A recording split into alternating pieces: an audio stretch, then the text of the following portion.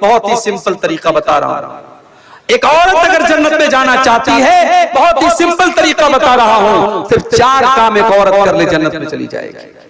अल्लाह के नबी फरमाते हैं, इज़ा सल्लतिल मरअतु खम्सहा व सामत शहरहा व अताअत ज़ौजहा व अहसनत फरजहा। जो औरत 5 टाइम की नमाज की पाबंदी करती है, रमजान का रोजा रखती है, अपने शौहर की खिदमत और इताअत करती है और अपनी शर्मगाह की हिफाजत करती है, दखलत मिन अब्वाबिल जन्नति शार। ऐसी औरत जन्नत के जिस दरवाजे से चाहे वो जन्नत में जा सकती है। 4 काम सिर्फ एक औरत कर ले, जन्नत की गारंटी अल्लाह के नबी दे रहे हैं, जन्नत के जिस दरवाजे से वो चाहे जन्नत में जा सकती है। इसी तरीके से मेरे प्यारे साथियों, अगर आप जन्नत में जाना चाहते हैं, कभी रात में बैठ करके, कभी तन्हाई में बैठ करके, जब कोई देखने वाला ना हो, कोई कैमरा न लगाओ, कोई ऑडियो रिकॉर्डिंग न कर रहा हो, कोई वीडियो न बना रहा हो, रात का अंधेरा हो, आप हैं और आपका कमरा है और आपके गुनाहों की स्याही है, अल्लाह की बारगाह में अपने हाथ फैलाइए और अपने गुनाहों को याद करके अल्लाह से माफी मांगिए। वो जो कतरे आपकी आंखों से निकलेंगे मेरे प्यारे साथियों, अल्लाह के नबी फरमाते हैं, ऐनान ला तमस्सहुमुन नार। 2 आंखें ऐसी हैं जो कभी जहन्नम में नहीं जाएंगी। ऐनुन बकत मिन खशियतिल्लाह। एक वो आंख जो अल्लाह के खौफ से रोती है, जिससे आंसू निकलते अल्लाह के खौफ से, वो आंख कभी जहन्नम में नहीं जाएगी। और एक वो आंख, वो ऐनुन बातत तहरुसु फी सबीलिल्लाह, अल्लाह के रास्ते में चौकीदारी कर रही है, सरहदों की हिफाजत कर रही है। उस आंख वाले को भी अल्लाह ताला जहन्नम में नहीं डालेगा। 2 आंखों को अल्लाह ताला जहन्नम में नहीं डालेगा। अगर हम और आप जन्नत में जाना चाहते हैं, अपनी आंखों को कभी अल्लाह के खौफ से अपनी आंखों में हम आंसू भी ले आए मेरे भाइयों। वो आंसू जो अल्लाह के लिए बहेंगे, वो आंसू भी हमें जन्नत में लेकर के इंशाअल्लाह जाएंगे। और इसी तरीके से अगर आप जन्नत में जाना चाहते हैं, तो मेरे प्यारे साथियों, शरीयत ने एक काम और बताया है कि हमेशा सच्चाई का साथ दो, हमेशा सच्चाई का साथ दो, सच बोलो और सच लोगों का साथ दो। अल्लाह के नबी फरमाते हैं, अलैकुम बिस्सिद्क़ि फ़इन्न सिद्क़ यहदी इलल जन्नह। ऐ मेरी उम्मत के लोगों, हमेशा सच्चाई का साथ दो, क्योंकि सच्चाई जन्नत की तरफ लेकर के जाती है। व इय्याकुम वल कज़िब, और झूठ से हमेशा बचो, फ़इन्नल कज़िब यहदी इलन नार, क्योंकि झूठ आपको जहन्नम की तरफ लेकर के जाता है। सच्चाई का साथ दीजिए और सच्चों के साथ रहिए, इंशाअल्लाह ये रास्ता जाता है। सच्चाई का साथ दीजिए और सच्चों के साथ रहिए, इंशाअल्लाह ये रास्ता भी आपको जन्नत की तरफ लेके जाएगा। इसी तरीके से मेरे प्यारे साथियों, जन्नत में लेकर के जाने वाला एक और अमल हमें कुरान और सुन्नत के अंदर बताया गया। वो अमल ये है कि हम अल्लाह के नबी की इताअत करें, अल्लाह के नबी की पैरवी करें, अल्लाह के नबी के रास्ते पर चलें। आपकी इताअत करने वाला भी जन्नत में जाएगा। अल्लाह के नबी फरमाते हैं, कुल्लु उम्मती यदखुलूनल जन्नत इल्ला मन अबा। मेरी उम्मत के सारे लोग जन्नत में जाएंगे, मगर वो लोग जन्नत में नहीं जाएंगे जिनको जन्नत में जाना मंजूर नहीं है, जो जन्नत में जाने से इनकार कर देंगे। सहाबा ने कहा, अल्लाह के नबी वो कौन से बदनसीब लोग होंगे जो जन्नत में जाने से इनकार कर देंगे? आपने फरमाया, मन आतानी दखलल जन्नह, जो मेरी इताअत करेगा वो जन्नत में जाएगा। व मन आसानी फक़द अबा, और जो मेरी नाफरमानी करेगा वो जहन्नम में जाएगा। जो मेरी नाफरमानी करेगा समझो वो जन्नत में जाने से इनकार कर रहा है। मेरे प्यारे साथियों, आज कितने मुसलमान हैं, उनके सामने नबी की हदीस पढ़ के सुना दो, उनके सामने बुखारी की रिवायत पढ़ के सुना दो, उनके सामने अल्लाह के नबी का अमल पढ़ के सुना दो। वो कहते हैं, साहब बात तो सही है, हदीस तो सही है, रिवायत तो सही है, मगर हम अपने बाप दादा का तरीका नहीं छोड़ सकते, हम अपने पीर साहब का तरीका नहीं छोड़ सकते, हम अपने बुजुर्गों का तरीका नहीं छोड़ सकते। अभी आपके बिहार में एक स्टेशन है बारसोई, बारसोई से मुझे जुमा पढ़ाना था पाकुड़ में, और इत्तेफाक से कोई ट्रेन नहीं थी, तो बारसोई से 4 व्हीलर बुक करके मैं पाकुड़ गया था। अब वो जो 4 व्हीलर वाला था वो इत्तेफाक से टनाटन था, बिल्कुल टनाटन। अब रास्ते पर उसने ख्वाजा साहब की मनकबत में कव्वालियां सुनाना शुरू कर दिया मुझे। अब मैं भी मजबूर था, उसी की गाड़ी में बैठा हूं, मैं क्या उसको मना करूं, वो कव्वाली सुनाए जा रहा है। तो रास्ते में मैंने उससे पूछा कि भाई, लग रहा है कि आपको ख्वाजा साहब से बहुत मोहब्बत है। उसने कहा, मौलाना बहुत मोहब्बत है। तो मैंने कहा कि अच्छा, ख्वाजा साहब के दरबार में आप कितनी बार गए? बोले हर 6 महीने में 2 बार जाते हैं। मैंने कहा अच्छा हज कितनी बार आपने? कहा आज तक हज नहीं किया, आज तक उम्रा नहीं किया, लेकिन ख्वाजा साहब के यहाँ 6 महीने में 2 बार जाता हो। तो मैंने कहा एक काम करिए, आप तू अजमेर में अपना घर बनवा ले, वही आकर ख्वाजा साहब के बगल में। कहा नहीं, दूर रहेंगे तो मोहब्बत ज्यादा रहेगी, ख्वाजा साहब बुलाते इसलिए हम ख्वाजा साहब के पास जाते हैं। आज कितने मुसलमान हैं जिनके दिलों में गैरुल्लाह की मोहब्बत भरी हुई है मेरे भाई। जब उसका नाम गुलाम मुस्तफा था, बारसोई का रहने वाला वो इंसान, वो ड्राइवर कह लीजिए, उस गाड़ी का मालिक भी वही था। जब मैंने उसको थोड़ी देर समझाया तो उसने कहा मौलाना आप अपना नंबर दे दीजिए, हम जलसा कराएगा तो आपको बुलाएगा। हम कहा आप हमको कभी नहीं बुलाएगा, आप जब हमको बुलाएंगे तो आपके इलाके के लोग तैयारी भी होंगे, जब उनको पता लगेगा कि ये तो सलफी मौलवी है। कहा बात तो आप सही बोलते हैं, हमारे गांव वाले तो सब टनाटन लोग हैं, सब सुन्नी लोग हैं, वो तो नहीं बुलाएंगे। कहा मौलाना आपकी बात तो सही है, मगर हम हमारे बाप दादा का जो तरीका था हम वो तरीका नहीं छोड़ सकते, तरीका हम नहीं छोड़ सकते। मैं नबी की हदीसें सुना रहा हूं, लेकिन वो कह रहा है कि मैं बाप दादा का तरीका नहीं छोड़ सकता। मेरे भाइयों, एक मोमिन का शेवा क्या होना चाहिए? अल्लाह ताला कुरान में कहता है इन्नमा काना कौलुल मुमिनीन इज़ा दुऊ इलल्लाहि व रसूलिही इज़ा दुऊ इलल्लाहि व रसूलिही लियहकुम बैनहुम अन यक़ूलू समिअना व अताना। एक मोमिन की शान तो ये है, एक मोमिन का हाल तो ये होना चाहिए, जब उसको अल्लाह की तरफ बुलाया जाए, जब उसको रसूल की तरफ बुलाया जाए, तो एक मोमिन की जुबान से बस एक ही जुमला निकलना चाहिए, समीना व अताना, हमने सुन लिया और मान लिया। एक मोमिन की जुबान से कुछ और नहीं निकलना चाहिए। आज हमारा ईमान कमजोर हो चुका है, नबी की हदीसों के सुनने के बाद हम उसकी तावीलें करते हैं और बाप दादा का नाम लेकर के हम उसको ठुकरा देते हैं। अल्लाह के नबी फरमाते हैं जिसने मेरी इताअत की वो जन्नत में जाएगा और जिसने मेरी नाफरमानी की वो जहन्नम में जाएगा। और एक आखिरी हदीस सुना करके, क्योंकि 3:15 के करीब हो रहा है, एक आखिरी हदीस सुनाता हूँ, जन्नत में लेकर के जाने वाला एक आखिरी अमल बयान करके मैं बात खत्म करूंगा। मेरे भाइयों, अगर हमारा जन्नत में जाना चाहते हैं, एक बड़ा सिंपल तरीका बता रहा हूं आपको। अल्लाह के रसूल के एक सहाबी का वाकया सुना करके, अल्लाह के नबी एक मर्तबा मस्जिद में बैठे हुए थे, सहाबा आपके साथ थे, अचानक आपने दरवाजे की तरफ इशारा करके कहा यदखुलु अलैकुम मिन हाज़ल बाबि रजुलुन मिन अहलिल जन्नह, अभी इस दरवाजे से एक ऐसा इंसान आने वाला है जो जन्नती है, जो जन्नत में जाएगा। अब सहाबा की नजरें दरवाजे पर टिक गई, देखे कौन आ रहा है जिसको अल्लाह के नबी जन्नती कह रहे हैं। थोड़ी देर के बाद एक अंसारी सहाबी, जो मदीना के रहने वाले अंसारी थे, वो अपने हाथों में अपना चप्पल और जूता लिए हुए थे, वजू करके आ रहे थे, दाढ़ी से वजू का पानी टपक रहा था। उसी हालत में वो आए और आकर के मस्जिद में दाखिल हुए।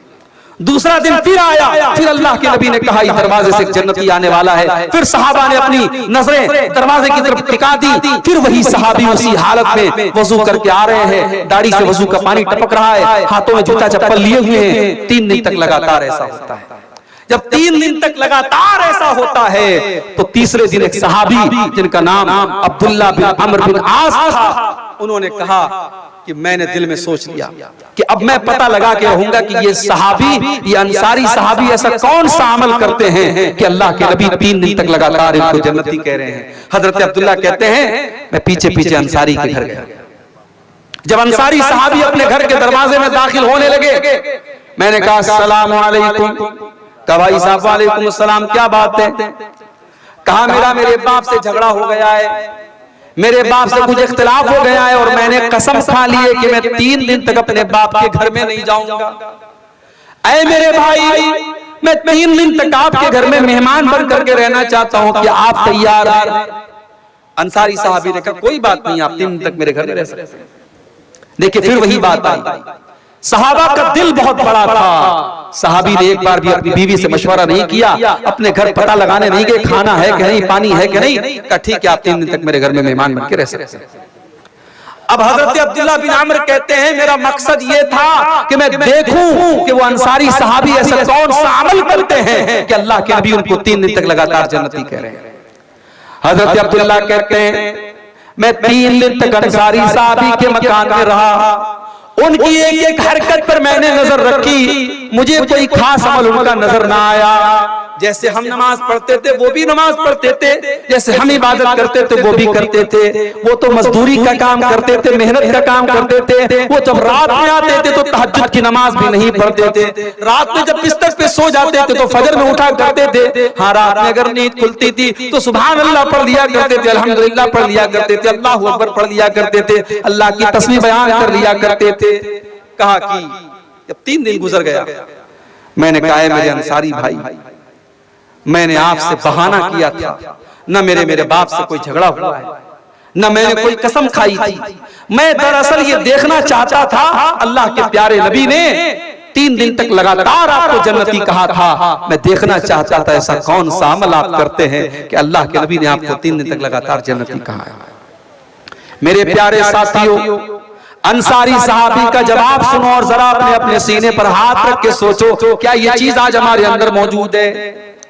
अंसारी साहबी ने कहा, ऐ मेरे प्यारे भाई, मैं कोई खास अमल नहीं करता, कोई ऐसा अमल नहीं करता जो तुमने न देखा हो, लेकिन हाँ एक चीज मेरे अंदर है, हो सकता है कि उसी की वजह से अल्लाह ताला ने मुझे ये मकाम दिया हो। ला अजिदु फी क़ल्बी ग़िश्शन लि अहदिन मिनल मुस्लिमीन, मैं अपने दिल में किसी मुसलमान भाई के लिए धोखा नहीं रखता, मैं अपने दिल में किसी मुसलमान भाई के लिए धोखाधड़ी नहीं रखता, मैं किसी को धोखा नहीं देता। वला आसुतु अहदन अला निअमतिन अनअमा अल्लाह, और मैं किसी को अल्लाह ताला कोई नेमत देता है तो मैं हसद नहीं करता, मैं जलन नहीं करता।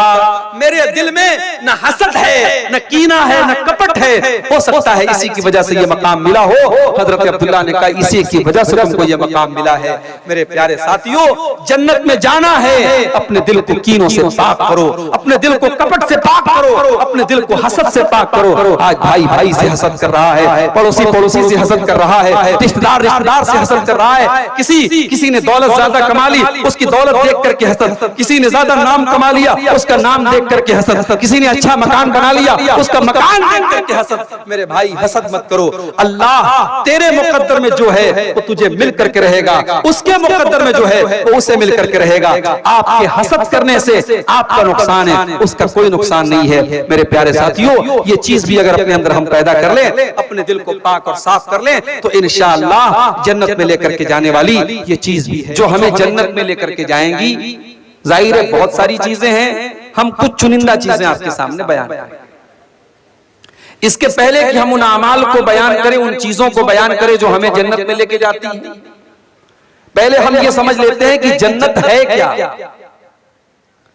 जन्नत का लफ्ज अरबी जुबान में ऐसे बाग को जन्नत कहा जाता है जो इतना घना हो कि जमीन नजर ना आती। असल में जन्ना के माने अरबी में किसी चीज का गायब होना, इसीलिए जिन्नात को जिन कहा जाता है, क्योंकि जिन जो होते हैं वो हमें नजर नहीं आते, वो अदृश्य होते हैं, इनविजिबल होते हैं, हम उन्हें नहीं देख सकते, वो हमें देखते हैं। तो जन्नत कहते हैं उस बाग को जिसमें इतने पेड़ हो, इतने दरख्त हो कि जमीन नजर ना आ रही हो ऊपर से, उसको कहते हैं जन्नत। और शरीयत में जन्नत उस मकाम का नाम है जो अल्लाह रब्बुल आलमीन ने अपने नेक बंदों के लिए तैयार करके रखी है। अब वो जन्नत कैसी है, उसमें क्या क्या मिलेगा, वो एक अलग टॉपिक है। बस आप इतना समझ लीजिए कि जन्नत हमारे तसव्वुर से, हमारी सोच से, हमारी इमेजिनेशन से बहुत ऊपर की चीज है। जो हम सोच नहीं सकते, जन्नत उससे भी ऊपर की चीज है। दुनिया में टॉप से टॉप नेमतें, चाहे वो माल की नेमत हो, चाहे वो खूबसूरती की नेमत हो, चाहे वो औरत की नेमत हो, चाहे वो खाने पीने की लज्जतें हो, दुनिया में जितनी तरीके की लज्जतें और नेमतें हैं, वो जन्नत की नेमतों के सामने कूड़ा है, कूड़ा। जन्नत कैसी है, बस एक आयत कुरान की अपने सामने रखें। अल्लाह ताला फरमाता है सूरह सजदा के अंदर, जुमा के दिन फजर की नमाज अगर आप पढ़ते होंगे मस्जिद में, तो सूरह सजदा की तिलावत इमाम साहब पहली रकात में करते हैं, और ये आयत जरूर आपके सामने गुजरती है। फला तालमु नफ्सुम मा उख्फिय लहुम मिन कुर्रति अयुन जज़ाअन बिमा कानू यअमलून। हमने अपने बंदों की आंखों की ठंडक के लिए, उनके दिल के सुकून के लिए, उनके दिल के करार के लिए, उनको सुकून पहुंचाने के लिए हमने जन्नत में कौन कौन सी नेमतों को तैयार करके रखा है। फला तालमु नफ्सुन, कोई नहीं जानता, कोई सोच भी नहीं सकता, कोई तसव्वुर भी नहीं कर सकता कि हमने जन्नत में कौन कौन सी नेमतों को तैयार करके रखा है। और अल्लाह के नबी फरमाते हैं, बुखारी की रिवायत है, अल्लाह के नबी फरमाते कि अल्लाह ताला कहता है, आदतुल इबादी अस्सालिहीन मा ला ऐनुन रात वला उज़ुनुन समियत वला खतरा अला क़ल्बि बशर। ऐ मेरे बंदो, मैंने जन्नत में अपने बंदों के लिए जिन नेमतों को तैयार करके रखा है, न तो किसी कान ने सुना है, न तो किसी आंख ने देखा है, न किसी दिल में उनका ख्याल आया है, न किसी ने सोचा भी होगा कि ऐसी नेमतें मिलेंगी। भाई दुनिया में आप खाना खाते हैं, भूख लगती है, खाना खाते हैं, आपकी पसंद का खाना आया तो थोड़ा ज्यादा खाते हैं। उसके बाद एक टाइम ऐसा आता है कि खाना खाते खाते आपकी भूख पूरी हो जाती है, पेट भर जाता है, उसके बाद आपको लगता है यार छोड़ो बस हो गया, बहुत हो गया। जन्नत में ऐसा नहीं, जन्नत में कोई बोर नहीं होगा, कोई उकताएगा नहीं। ला यमस्सुहुम फीहा नसबुन वमा हुम मिन्हा बिमुखरजीन। जन्नत में कोई थकेगा नहीं, कोई बोर नहीं होगा, और जन्नत में जाने के बाद किसी को जन्नत से निकाला नहीं जाएगा। जहन्नम से तो लोग निकलेंगे, जहन्नम में जाने के बाद बहुत सारे लोगों को अल्लाह ताला उनके गुनाहों की सजा दे करके या अपने नबी की सिफारिश के जरिए उनको जहन्नम से निकालेगा। मगर जो जन्नत में एक बार चला गया, आप जन्नत से निकल नहीं सकता। जन्नत में ये डर नहीं है। दुनिया में ये डर होता है ना, आज पैसा है कल पता नहीं होगा कि नहीं, आज जवानी है कल बुढ़ापा आ जाएगा। जन्नत में बुढ़ापा नहीं आएगा। जन्नत में जितने लोग होंगे सब जवान होंगे, 30 से 33 साल, 30 से 33 साल के बीच, ईयर्स के बीच। और जन्नत में सब खूबसूरत होंगे। दुनिया में अगर कोई इंसान बदसूरत भी रहेगा, जन्नत में जाते ही ऐसी हवा चलेगी, उसको बेहतरीन हो जाएगा, उसकी शक्ल बेहतरीन हो जाएगी। सबकी हाइट एक जैसी होगी, वहां कोई लंबा कोई नाटा नहीं, सबकी हाइट बराबर होगी। और जन्नत की औरतें, अल्लाह अकबर,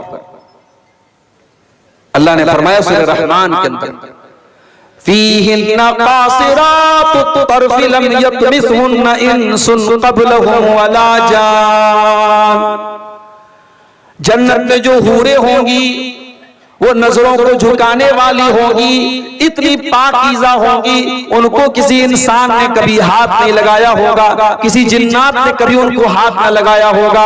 फ़बिअय्यि आलाइ रब्बिकुमा तुकज़्ज़िबान। तो ऐ मेरे बंदो, ऐ जिन्नात और इंसान, तुम अपने रब की कौन कौन सी नेमतों को झुठलाओगे। कअन्नहुन्नल याक़ूत वल मरजान।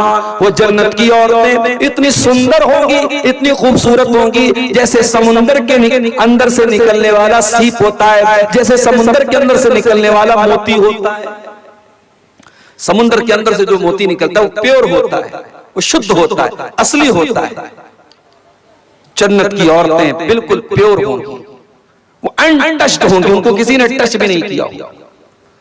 उनकी आंखों में हया होगी, वो बेहया नहीं होंगी, वो बेशर्म नहीं होंगी। दुनिया की औरतें उनका मुकाबला नहीं कर सकती। अल्लाह के नबी फरमाते हैं, लौ अन्नम्रातन मिन अहलिल जन्नति इत्तलअत इला अहलिल अर्दी। अगर जन्नत की कोई औरत दुनिया की तरफ झांक ले, सिर्फ वो दुनिया की तरफ झांक ले, लमलअत मा बैनहुमा रीहन, तो जमीन व आसमान के बीच में उसकी खुशबू भर जाए। सिर्फ वो झांक ले, आना तो बड़ी दूर की बात है, अगर जन्नत की औरत जमीन की तरफ झांक ले तो दुनिया उसकी खुशबू से भर जाए। वलनसीफुहा अला रासिहा खैरुम मिनद दुनिया वमा फीहा। और जन्नत की औरतों के सर के ऊपर जो दुपट्टा होगा, अल्लाह के नबी फरमाते हैं, वो दुनिया की सारी नेमतों से बेहतर होगा। पता ये भी चला कि जन्नत की औरतें दुपट्टा पहनती हैं। इसका मतलब ये हुआ कि दुनिया में जो औरत दुपट्टा पहनती ओढ़ती है और जो पर्दा करती है वो हकीकत में जन्नत में जाने वाली औरत है। इसलिए कि जन्नती औरत की पहचान ये होती है कि उसके सर पर दुपट्टा होता है। दुनिया में आज कटिहार में मैं आपसे पूछूं साहब, सबसे महंगी जमीन कहां की? हमारे इसहाक भाई ने बताया मौलाना हाजीपुर का एरिया बड़ा तरक्की याफ्ता एरिया है, ऑफिसर्स कॉलोनी बड़ा पॉश एरिया है कटिहार का, वहां जमीनें बड़ी महंगी मिलती हैं। दुनिया में हम कीमती से कीमती इलाका जो होता है उसकी उसी हिसाब से वैल्यू होती है। मुंबई में आप बांद्रा में चले जाएं, अंधेरी में चले जाएं, शाहरुख खान का बंगला है, अमिताभ बच्चन का बंगला है, भाई साहब अरबों में उसकी वैल्यू है। क्यों? वही उतना बड़ा बंगला आप मुंबई के किसी आउटर में चले जाएं, उसकी वो वैल्यू नहीं है। जगह की वैल्यू होती है, जगह की वैल्यू होती है कि मुंबई के सेंटर में, मुंबई के खूबसूरत इलाके में वो बंगला है। दुनिया के बेहतरीन से बेहतरीन इलाके जन्नत के सामने बेकार है मेरे भाई। अल्लाह के नबी फरमाते हैं जन्नत में एक कोड़ा रखने की जगह, एक कोड़ा कितना बड़ा होता है? ज्यादा से ज्यादा 1 हाथ का होता है। हम ये कह सकते हैं जन्नत में 1 स्क्वायर फीट एरिया, जन्नत में 1 स्क्वायर फीट एरिया अल्लाह के नबी फरमाते हैं खैरुम मिनद दुनिया व मा फीहा, दुनिया की तमाम नेमतों से बेहतर है। दुनिया में बेहतरीन से बेहतरीन इलाके जन्नत के 1 स्क्वायर फीट एरिया का मुकाबला नहीं कर सकते। वो लोगों कितने बड़े नादान हैं। हम कटिहार के पॉश एरिया में मकान बनाने के लिए कितनी मेहनत करते हैं, हम दुनिया में जमीन और जायदाद के लिए कितनी मेहनत करते हैं, और जन्नत में जाने के लिए कोई मेहनत नहीं करते। जन्नत के लिए मेहनत करो। इसीलिए अल्लाह कुरान में कहता है वसारिउ इला मगफिरतिन मिर रब्बिकुम व जन्नतिन अर्जुहा समावातु वल अर्ज़ु उइद्दत लिल मुत्तकीन। ऐ मेरे बंदो, तुम आपस में एक दूसरे से आगे निकलने की कोशिश करो, तुम मेहनत करो, तुम दौड़ धूप करो अल्लाह की जन्नत को पाने के लिए। जिस जन्नत की चौड़ाई जमीन व आसमान के बराबर है, और जिस जन्नत को अल्लाह ताला ने मुत्तकी लोगों के लिए तैयार करके रखा है। दुनिया में औरतों के साथ बड़े मसाइल हैं साहब, बहुत सारी गंदगियां उनके साथ लगी हैं। जन्नत की औरतें हर किस्म की गंदगी से पाक हैं। दुनिया में हम खाना खाते हैं तो साथ में लेटरिन भी करते हैं, जन्नतियों को लेटरिन की हाजत नहीं। खाना खाया उन्होंने, उसके बाद पसीना हुआ और पसीने के जरिए उनका खाना हजम हो गया, फिर दोबारा भूख लगेगी। उनको जो चाहिए उनके खाने पीने की सारी नेमतें जन्नत के अंदर अवेलेबल है। ये है जन्नत मेरे भाई। कभी इंशाअल्लाह इस पर हम अलग से बात करेंगे कि जन्नत की नेमतों का कुरान और सुन्नत में क्या जिक्र किया गया। आज का हमारा टॉपिक ये है वो कौन सी ऐसी चीजें हैं जो जन्नत में हमें लेकर के जाती हैं। और ये बात नोट कर लीजिए, कामयाबी ये नहीं है कि आप लाल बत्ती वाली गाड़ी पर घूमे, कामयाबी ये नहीं है कि बिहार गवर्नमेंट में आपको मिनिस्टर बना दिया जाए, गांव का प्रधान बना दिया जाए, विधानसभा का विधायक बना दिया जाए और गांव में सबसे ज्यादा दौलत आपके पास हो जाए। कामयाबी ये नहीं है मेरे भाई। कामयाबी मेरे रब की नजर में, कामयाबी अल्लाह की नजर में क्या है? कुरान का 3रा पारा खोलो, सूरह आल इमरान के अंदर अल्लाह फरमाता है फमन ज़ुज़िया अनिन नारि व उदखिलल जन्नत फक़द फाज़ व मल हयातुद दुनिया इल्ला मताउल गुरूर। मेरे बंदो, हकीकत में कामयाब तो वो इंसान है जिसको हमने जहन्नम से बचा लिया और जिसको जन्नत में डाल दिया। जो जन्नत में चला गया वही कामयाब है, और जो दुनिया के चक्कर में पड़ा हुआ है वो कान खोल करके सुन ले, वमल हयातुद दुनिया इल्ला मताउल गुरूर। दुनिया की जिंदगी तो धोखा है, धोखा। बड़ा नाज था फिरौन को अपनी हुकूमत पर। फिरौन ये समझता था हुकूमत की कामयाबी है, लेकिन फिरौन जो अपनी हुकूमत और बादशाहत पर बहुत गुरूर करता था, बहुत नाज करता था, जो मूसा अलैहिस्सलाम का मजाक उड़ाया करता था, अल्लाह ताला ने उसी फिरौन को पानी में डुबा डुबा करके मार डाला। पानी में डूब करके मर गया, और जब मरने लगा तो फिरौन कहता है कि मैं अल्लाह के ऊपर ईमान लाता हूँ, मैं उस अल्लाह के ऊपर ईमान लाता हूँ जिस अल्लाह के ऊपर बनी इस्राईल ईमान लाते हैं। अल्लाह ने फरमाया आल आना वक़द असैत मिन क़ब्लु, ऐ फिरौन आज तक तो तू हमारी नाफरमानी करता रहा, आज तक तो तू हमारा मजाक उड़ाता रहा, और आज अपने सामने मौत को देख करके तू ईमान ले आया। फल यौमा नुनज्जीका बिबदनिका लितकूना लिमन खल्फका आयतन। ऐ फिरौन, आज हम तुझे इस पानी के अंदर मौत की नींद तो सुनाएंगे, मगर ऐ फिरौन हम तेरी डेड बॉडी को सलामत रखेंगे, तेरे बदन को सलामत रखेंगे, तेरी डेड बॉडी को आने वाली नस्लों के लिए बाकी रखेंगे, आने वाली नस्लें देखेंगी। देखो फिरौन बहुत बड़ा बादशाह था, मगर अल्लाह ने उसका अंजाम क्या किया? जब उसने अल्लाह की नाफरमानी की, जब उसने अल्लाह का मजाक उड़ाया, अल्लाह ने उसका अंजाम क्या किया? तेरी लाश देख करके दुनिया इबरत हासिल करेगी। बहुत पैसे वाला था कारून, उसने दौलत को कामयाबी समझा हुआ था। जब वो कपड़ा पहनकर सज संवर करके सज धज करके निकला करता था, तो उसकी कौम के लोग बेचारे बड़े बड़े बड़े जोश में आकर के कहते थे, या लैता लना मिस्ल मा ऊतिया कारून, ऐ काश हमारे पास भी उतनी दौलत आ जाए जितनी दौलत कारून के पास है। इतनी दौलत थी कारून के पास कि कुरान कहता है, व आतैनाहु मिनल कुनूज़ि मा इन्न मफातिहु लतनू बिल उस्बति उलिल कुव्वा, कि कारून के खजानों की चाबियों को बड़े बड़े पहलवान बड़ी मुश्किल से उठाया करते थे। इतना खजाना था, इतनी दौलत थी, और कारून को अपनी दौलत पर बड़ा नाज भी था। कारून कहा करता था, इन्नमा ऊतीतुहु अला इल्मिन, ये दौलत तो मेरे बाप दादा से मुझे नहीं मिली है, मैंने इसको वरासत में नहीं पाया है, ये दौलत तो मेरी नॉलेज से मिली है, मेरे टैलेंट से मिली है, मैं इस लायक था इसलिए मुझको ये दौलत मिली है। अल्लाह ने फरमाया ठीक है, अब हम तुझे मजा चखाते हैं। अल्लाह फरमाता है, फखसफना बिही व बिदारिहिल अर्ज़, हमने कारून को और कारून के महल को, कारून के खजाने को जमीन के अंदर धसा दिया। कारून की सारी दौलत भी कारून के साथ जमीन के अंदर दफन हो गई।